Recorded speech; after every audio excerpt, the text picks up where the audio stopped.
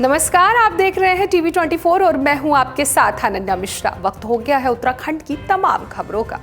पूर्व कैबिनेट मंत्री हरक सिंह रावत, कांग्रेस कैबिनेट मंत्री, ने कहा कि प्रदेश में सरकार की कहनी और कथनी में काफी ज्यादा फर्क नजर आ रहा है। उन्होंने कहा कि अंकिता हत्याकांड को लेकर सरकार द्वारा कई वादे किए गए, लेकिन धरातल पर कोई काम नहीं दिखाई दे रहा है।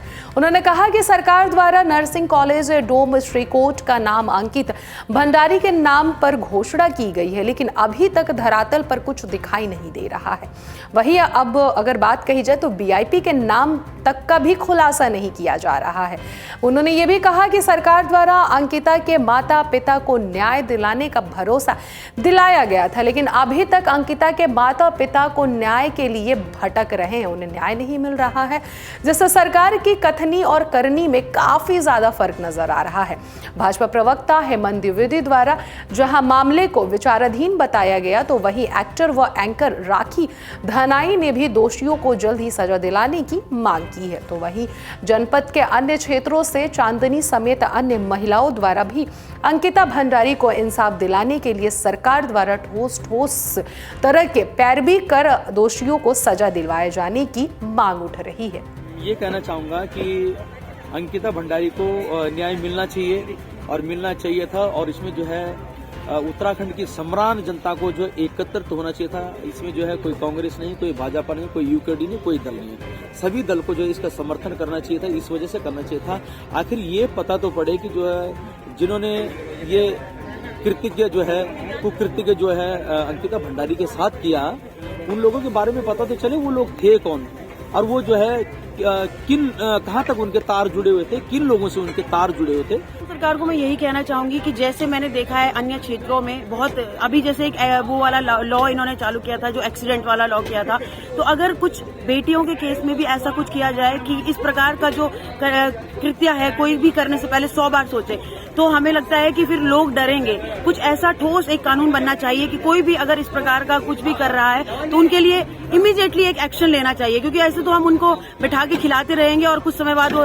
निकल के आराम से अपनी नॉर्मल जिंदगी में आ जाते हैं और लोग भूल जाते हैं। क्योंकि आप सोचिए अगर आपके खुद के घर की बेटी के साथ ऐसा हो तो आप पे क्या बीतेगी। तो सरकार से निवेदन है कि अगर ऐसी कोई घटनाएं हमारी बढ़ रही हैं तो आपको ठोस एक्शन इस पे लेना चाहिए, ताकि इमीडिएटली आपको कोई आदेश देना चाहिए कि भाई अगर ये आपको पता है कि ये हुआ है तो आप उस पर आदेश देके उस चीज को खत्म करें। उन्होंने जब अंकिता की हत्या हुई थी तब माननीय मुख्यमंत्री ने, मुझे याद है जब उसकी अंत्येष्टि होनी थी श्रीनगर में, क्योंकि वो जो पोस्टमार्टम हाउस वो बिल्कुल मेरे घर के पास है, तब डीजीपी ने भी, मुख्यमंत्री ने भी उसके माँ बाप को फ़ोन करके कहा था कि हम न्याय दिलाएंगे। आज तक न्याय नहीं मिला।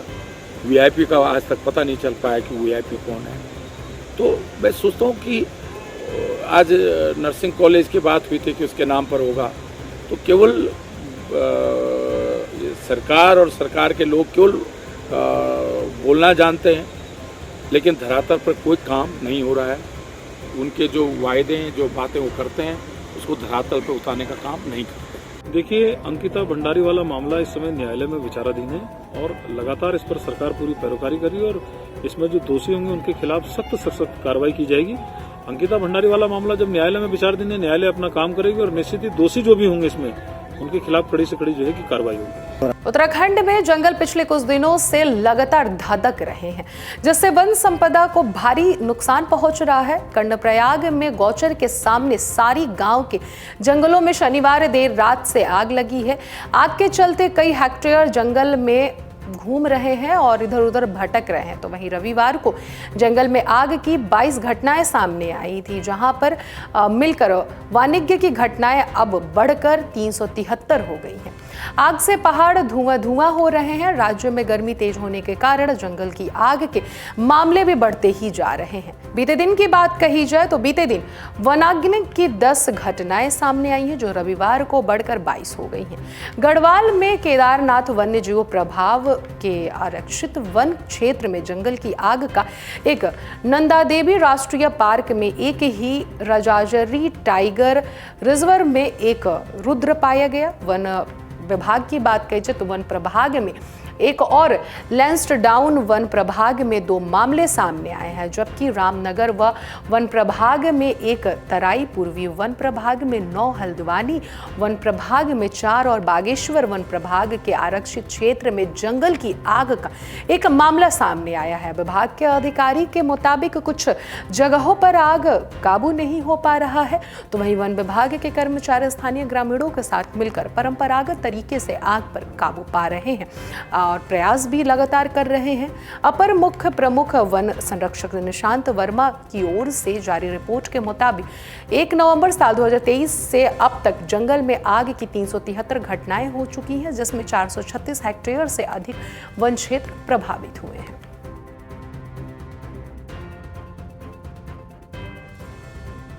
प्रत्येक वर्षों की तरह इस वर्ष भी पैनखंडा के ग्राम सेलंग में रमनान का आयोजन किया जा रहा है। वर्ष के वैशाख माह में ग्राम सेलंग की संयुक्त पंचायत इस मेले का अभियोजन करती है। रमनान और विभिन्न चरणों में भूमियाल देवता की पूजा और हर दिन चावल से बने भाता भोग भी लगाया जाता है।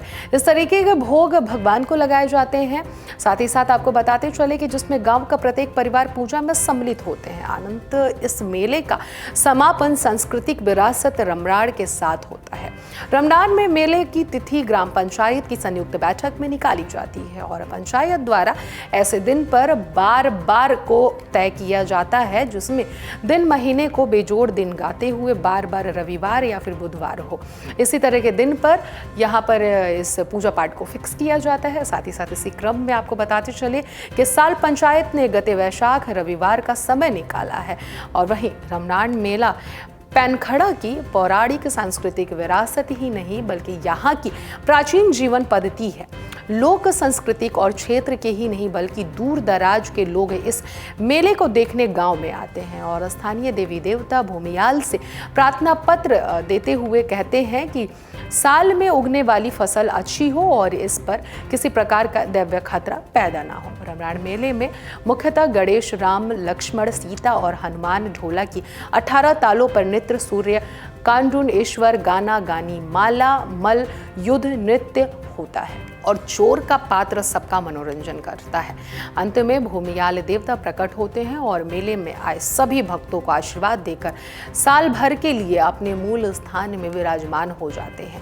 पिछले 2 वर्षों से कोरोना संक्रमण की पाबंदियों की वजह से गांव द्वारा इस मेले का आयोजन नहीं किया जा रहा था। सांकेतिक रूप से भूमि क्षेत्र पाल देवता भी पूजा की गई है, जिस कारण इस वर्ष मेले में भारी संख्या में भीड़ उमड़ रही है।